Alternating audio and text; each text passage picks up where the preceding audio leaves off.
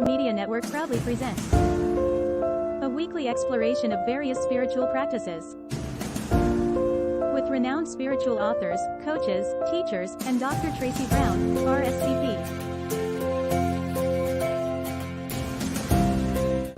And now, here's Tracy. Brown here, and I'm so glad to be hanging out with you today. Whoo, what a week it has been, and what a week it is now. But one thing I know for sure is that on Tuesdays at noon Mountain Time, it is the perfect time to simply relax into poetry, prayer, and practice. So I love that I get the opportunity to dive into poetry and how it is a spiritual practice, or how poems can inspire spiritual practice and spiritual deepening and insights and introspection, as well as blow your mind kind of awareness. And some weeks we really focus on prayer. And in fact, next week will be a week that we focus specifically on prayer. And then other spiritual practices. And I especially like diving into or highlighting spiritual practices that we can integrate into our lives and most people don't even think of as spiritual practice. So we're going to close out the month of March with today's show focusing on and featuring poetry. The next 35 minutes is going to be poetry. I'm going to read poetry. You can comment about it. But poetry that reminds me, right? Poetry that reminds me, not just of who I am, but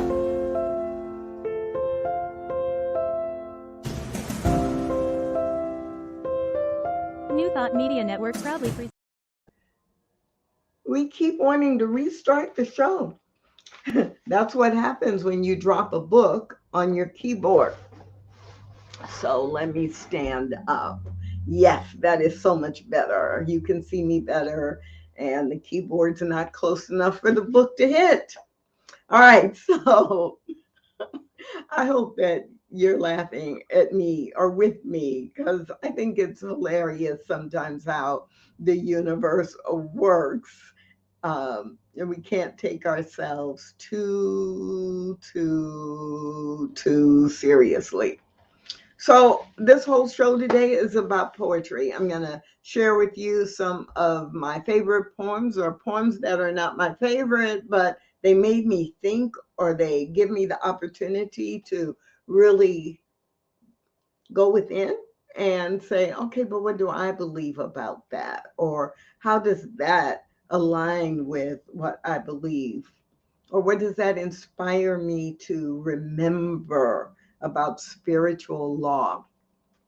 So I am going to start with one of my favorite poets. And if you've been following the show, you've already heard her name more than once. Shalane Harkin, the mystic poet, is who I'm going to start with. And this was actually a little challenging because I have so many poems that she has written that I have dog-eared in the book, or put a big asterisk by, or highlighted in purple sections. But I'm going to start with this poem that I love. The title of the poem is Why God is Woman. Why God is Woman by Shalane Harkin.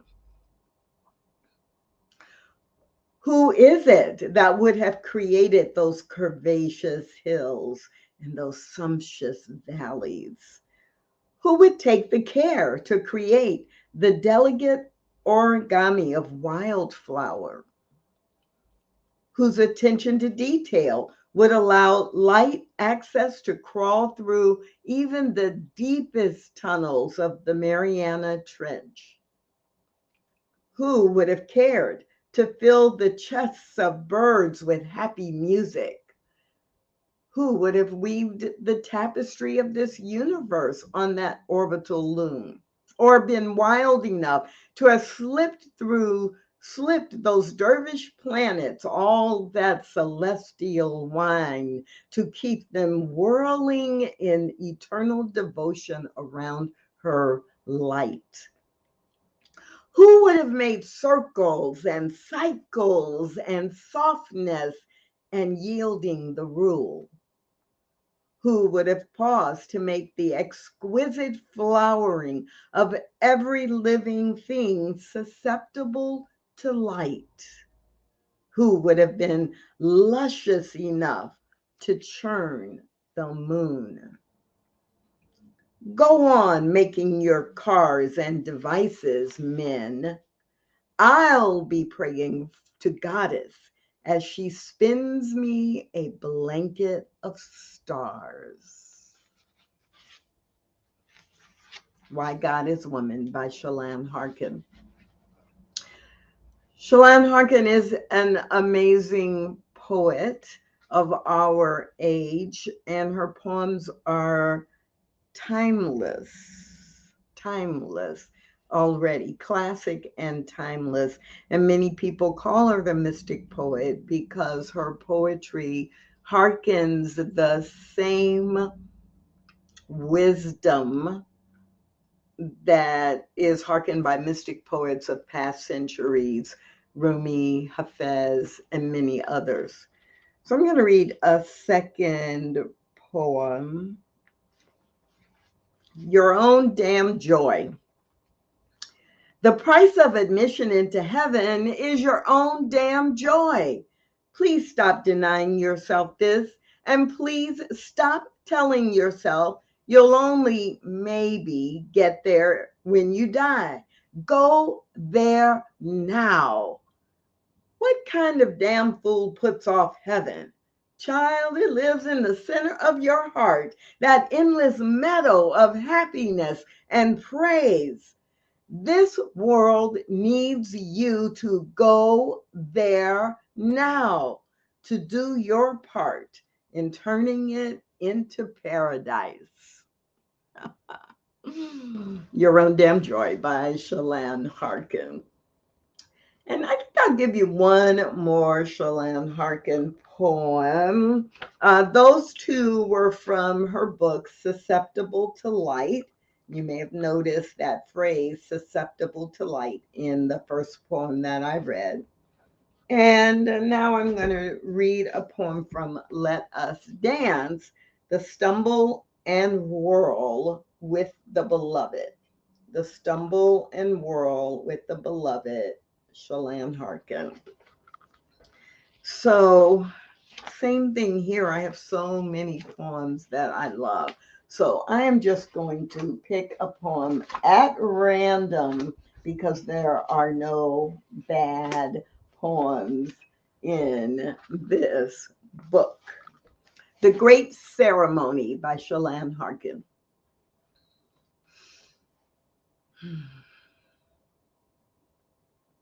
Bring not your pity to the great ceremony of another's grief, but rather bring your honor and celebration to the great sacred room of another soul's bravery, as through their tears they shed the old world. Each deep cry is a rite of passage that should be held as such.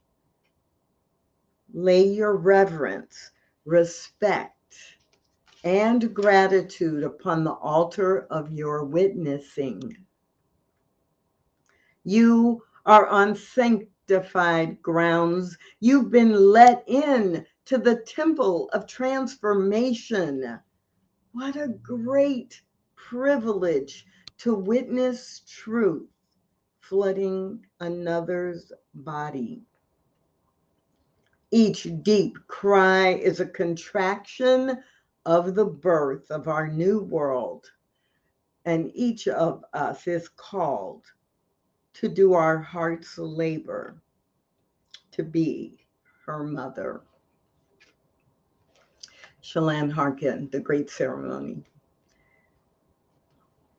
So you saw me. I was just going through the book and, picking one at random. I really did not pre-select this poem, but this poem selected me because I have some friends who had an unexpected death in their family over the weekend.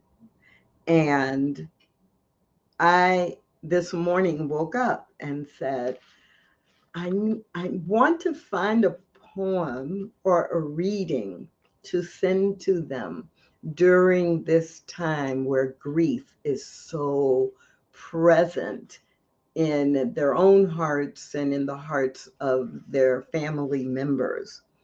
And I think I may have just found the perfect poem.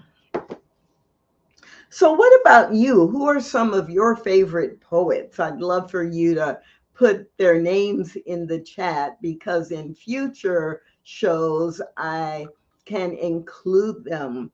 And Fiona, I'm so glad that you are with us. And I don't know, at least I don't think I know of any Swiss poets. And I would love for you to send me the names of 2 or 3 poets from Switzerland, from Geneva, or from elsewhere in Switzerland, so I can expand my exposure to different poets. And in fact, maybe if your favorite poets, or if you have any who are alive now, maybe we can get them to come and talk to Tracy Brown on the Poetry, Prayer, and Practice show. So anybody, everyone, even if you're listening to the recording, if you have a poet who really speaks to your soul, I would love to know about them. And in a future show, maybe I'll be reading some of their poems. Next, I want to turn to a poet that many people are surprised about.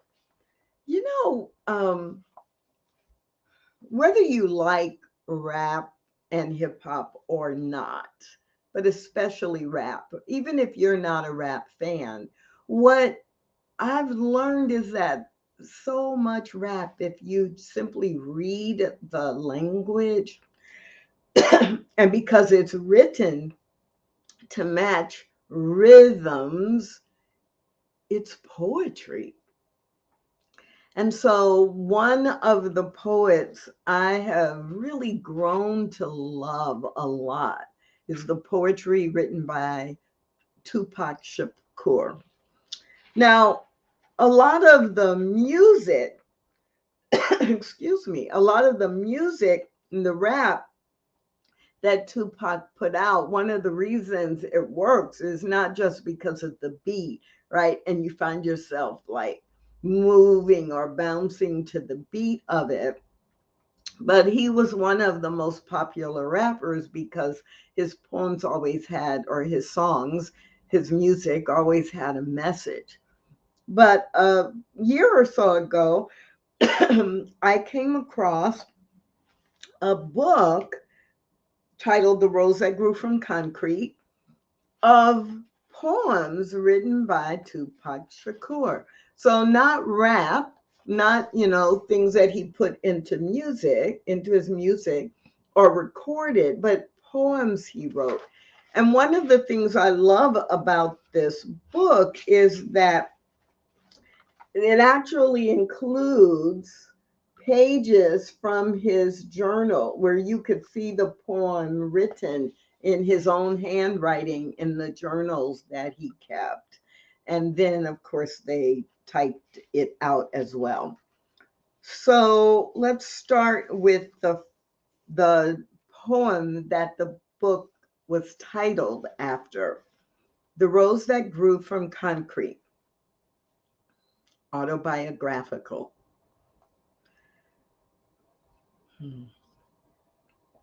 Did you hear about the rose that grew from a crack in the concrete? Proving nature's laws wrong, it learned to walk without having feet. Funny, it seems, but by keeping its dreams, it learned to breathe fresh air. Long live the rose that grew from concrete when no one else even cared. Tupac Shakur, The Rose That Grew from Concrete. Now, if that isn't metaphysical, I don't know what is. In New Thought, that we teach, hold to your vision of yourself. You are divinely created, and there is something for you in spite of what others say, in spite of the environment you are in.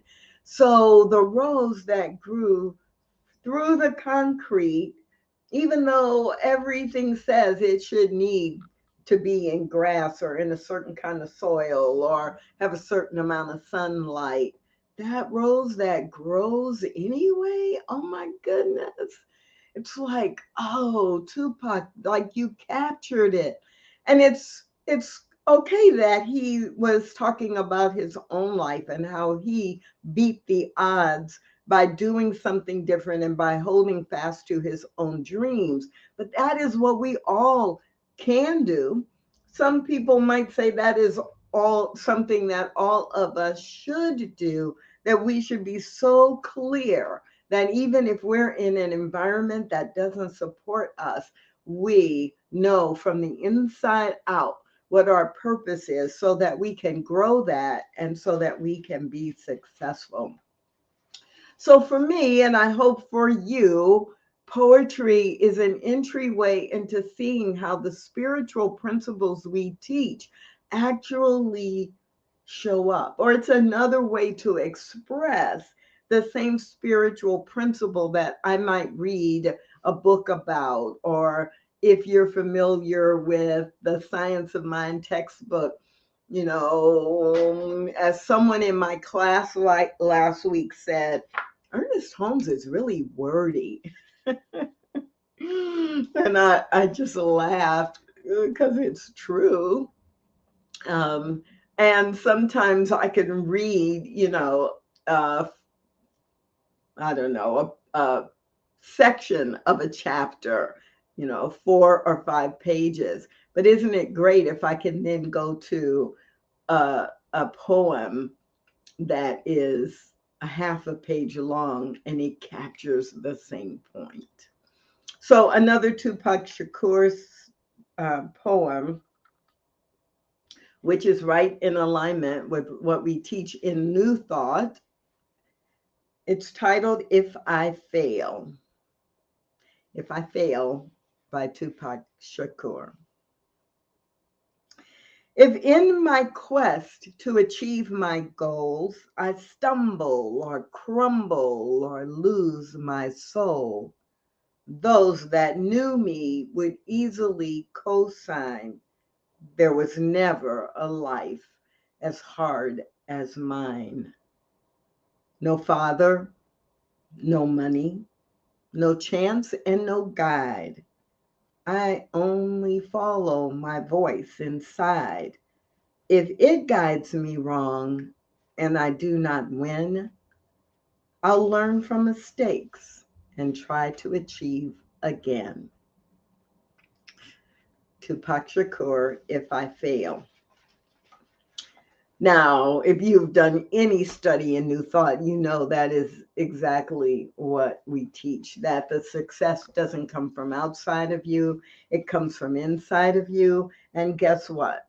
You're responsible for your choices. And every choice you make plays out. Sometimes the consequences of our choices is joyful and amazing and maybe even beyond our expectations in a positive way. Sometimes the consequences of our choices doesn't quite work out. Like it's not what I expected, or it's resulting in pain or an outcome that is beyond my wildest dreams of failure. But I love what Tupac Shakur says in those last two lines, right? I learn from that and then I choose again and go keep moving forward toward manifesting what I want or delivering my purpose into the world. One more Tupac Shakur poem, and this one is God. Oh my goodness, this is so hard because, again, there are like 20 poems in this very small book that I just love. But we'll read God. And I love even seeing how that was how that was presented in his own journal, in his own handwriting with illustrations. God by Tupac Shakur. When I was alone and had nothing, I asked for a friend to help me bear the pain. No one came except God. When I needed a breath to rise from my sleep, no one could help me except God. When all I saw was sadness and I needed answers, no one heard me except God. So when I am asked who I give my unconditional love to, look for no other name except God. Tupac Shakur, God. Now, it's no surprise to those of you who know me well because that I would love this. I love that every stanza ends in except God, except for God, except God. And that's EXCEPT, not accept, AC, but except God. No one, it came except God. No one could help me except God. No one heard me except God. No other name for unconditional love except God. And those of you know me know that that is especially meaningful to me, not only the concept, but also because the pendant that I wear more often than not is this symbol, which is an Adinkra symbol or from the Ashanti tribe in Africa. And the meaning of this symbol is except God. Except for God, there would be nothing in the universe. Nothing is happening except for God, that it is created. All of life is created by this one God, this one presence. And so that phrase, except God, um, of course, jumps out to me and means something important to me, both spiritually and culturally.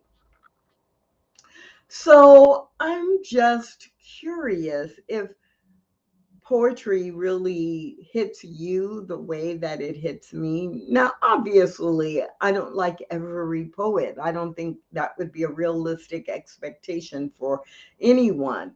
But I am especially drawn to poems that teach a spiritual practice or a spiritual principle that inspire me to um, stay in alignment with the spiritual principles that I know and love. And especially in times of change or growth, keep me focused on what's really important. One of the poems that did that for me and does that for me when I remember to look for it in times of change or struggle or transformation is a poem by Marianne Radmacher. Radmacher. Marianne Radmacher. And some of you may be familiar with her book, Lean Forward into Your Life, Begin Each Day as If It Were on Purpose. And the book is an outgrowth of a poem that she wrote, short poem that she wrote. And she rewrote it and revised it a few times before the form that you find in the book, Lean Forward into Your Life. And I actually, way before the book came out, I was exposed to the poem because there were posters of it, and there were, cards that had this poem on it, and I became introduced to it that way. And then a little bit later, when she wrote the book, she really took different elements of the poem and turned them into chapters in the book. So let me share the um, original poem, the original, and then the iteration by the time it came to the book. So Marianne tells the story in the chapter about someone who had really influenced her over time and the lessons that she learned that were important, that she wanted to remember. And she says, I asked myself how I would like to remember the day of her memorial. I wanted to define the lessons I'd learned by living by Frankie as she died. That day I wrote the text, and this is the poem. Live with intention, walk to the edge, listen hard, laugh. Play with abandon, practice wellness. Continue to learn, appreciate your friends, choose with no regret. Do what you love and live as if this is all there is. Quoting Marianne Radmacher, over the years, this text has appeared through my company in posters in people's offices, homes, schools, schoolrooms, and lockers. It's on websites. It's been featured in newspapers and city mission statements, read at memorial services, and used in graduation speeches. Here is the most recent incarnation of the text. So I'll read this version, and you'll see there's some similarities, but there are also some changes. Take a deep breath. Live with intention. Walk to the edge. Listen hard. Play with abandon. Practice wellness. Laugh. Risk love. Continue to learn. Appreciate your friends. Choose with no regret. Fail with enthusiasm. Stand by your family. Celebrate the holidays that make sense. Lead or follow a leader. Do what you love and live as if this is all there is. Marianne Radmacher, Lean Forward into Your Life is the book, and the poem is Live with Intention.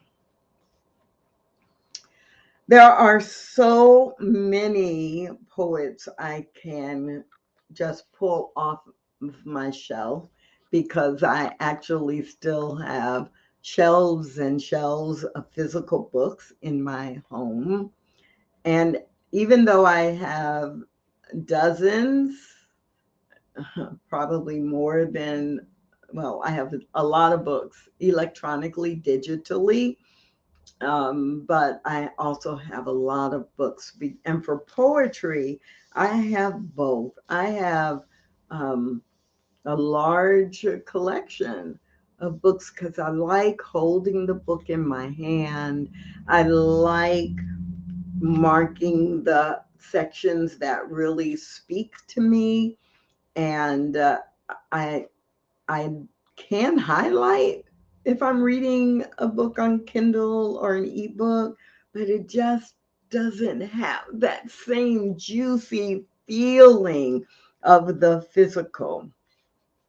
And so I'm glad to be able to, grab the book right off the shelf. Now, if you've been following the show, you also have heard about the book Bouquet of Stars that Tracy Brown and 12 other poets did together. The first half of the book are poems by Shalane Harkin, and the second half of the book have poems by the other 12 of us. And so I'm going to highlight a couple of these, and during the next month, you're going to hear or be able to access conversations that I've had with several of these poets. So today I'm going to read a poem. I'm going to read 3 poems. Let me check the time. Yes, I'm going to read 3 poems from Bouquet of Stars. And the first one is written by Lisa Persky Rodriguez. And it's a tribute to her youngest grandchild.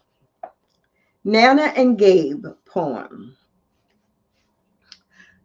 Crooked in my arm, I look over at your curly eyelashes and plump hand holding the book with me, my youngest grandchild, making me unmistakably older and elderly, treasuring the fleeting years in which you are too young to worship youth. Still too young to join the tribe that seeks identities without connection in a world where family can mean brand and logo. Still too young to think of beauty as the closest approximation to airbrushed models wrapped in consumer goods. My oldness has excommunicated me from prominence, from the tribes who claim power and relevance. Perchance I am the meek who will soon inherit the earth, in death at least. I am trying not to cling to your innocence. Just remember the moment, our shared meekness in different phases of life.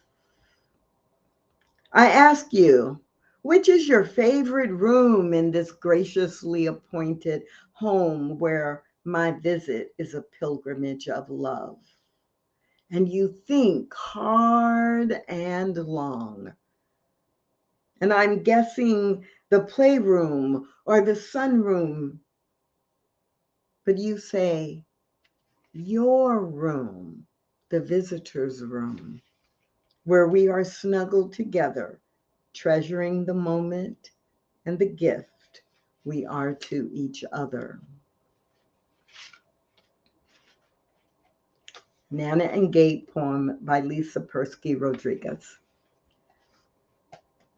I think this speaks so much from a spiritual perspective to several things. One, that our life in the physical human form is not permanent, but our life is eternal.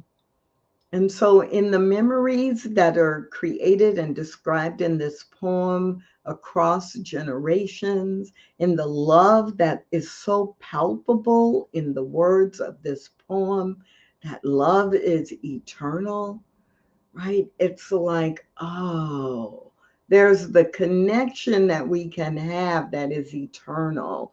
And we do build that based on what we do when we are in the physical. It's just a lovely way to think about. I mean, on the very surface level, it's a great poem about a grandmother and a grandchild.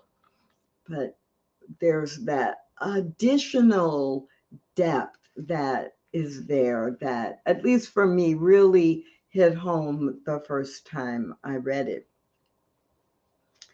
And I can't feature poets from Bouquet of Stars without sharing what might be my favorite poem. It's definitely a new automatic classic from Laura Shaley.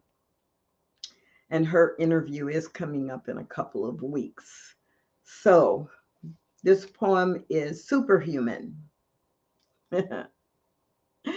It's magnificent that as humans, we have the unique capacity to completely reinvent ourselves in the middle of our lives. Imagine for a moment a hippopotamus in his big mouth glory exclaiming, "Water is no longer my thing. I think I'll grow wings and learn to fly. I'll learn to live a weightless life." Well, no, I don't believe that that could be. But by George, a trash man could earn his pilot's license, and boom, the trucks are history. It's magnificent that there are no rules in stone to claim you must stay exactly who you are right now. Even characters in the Bible changed their name. Julia Childs learned to cook at 40. Harry Potter was born from a midlife crisis. All this to say, your heart might always beat the same. Birthmarks and genetics may hold their place, but you can live a life that's truer. The timid can become the teacher, the judge, a humble servant. You can do this because you're human. Laura Shaley, Superhuman. And one more poem from this book.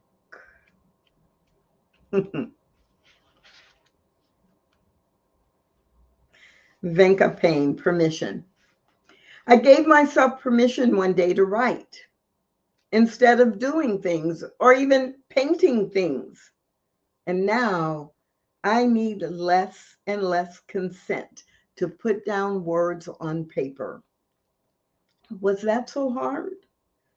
Saying yes to black marks on a white sheet, permitting the silent impulses of my mind, they have just as soon stayed that way. A wisp of wind in the ancient trees, but somehow they emerged. Someone saw something in someone's head. If you bring forth what is within you, words beget words, it said. And for some of you, that last part may connect you to this quote. If you bring forth what is within you, what you bring forth will save you. If you do not bring forth what is within you, what you do not bring forth will destroy you. Jesus in the Gospel of Thomas. So I hope this was a little interesting, a little fun, a little change of pace, but connecting in with poetry as a way to teach or reinforce a foundational spiritual truth.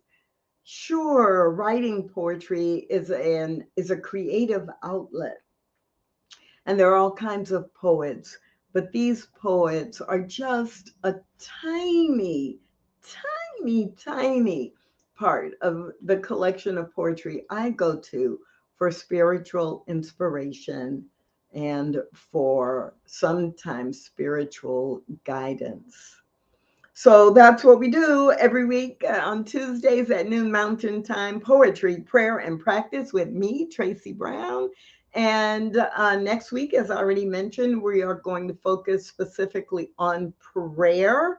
And I will have a guest with me, and we'll be having a conversation about prayer and how it works and why it works and how to feel more comfortable speaking or writing prayer. So please mark your calendar for next Tuesday if that topic interests you, and mark your calendar for every Tuesday, because you never know who I'll be talking with and what I'll be talking about. I'm going to close with a poem that is a blessing. And it is a blessing that I hope for you that comes true and is evidenced in your life. And a few weeks ago, I had a guest, David Tinson, a poet from Australia. And this is David Tinson's Blessing of Surrounding. Blessing of Surrounding.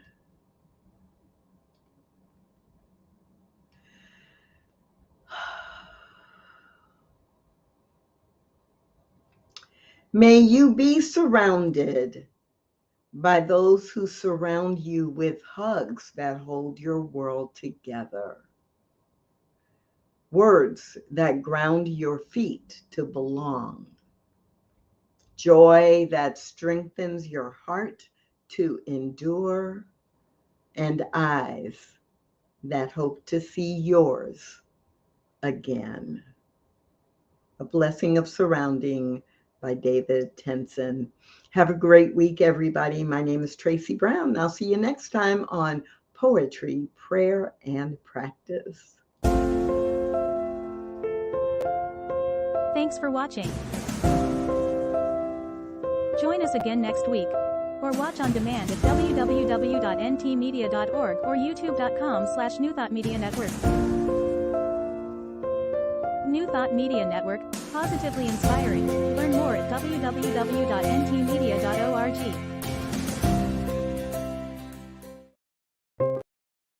On behalf of everyone at New Thought Media Network, thank you for being a member of our virtual family.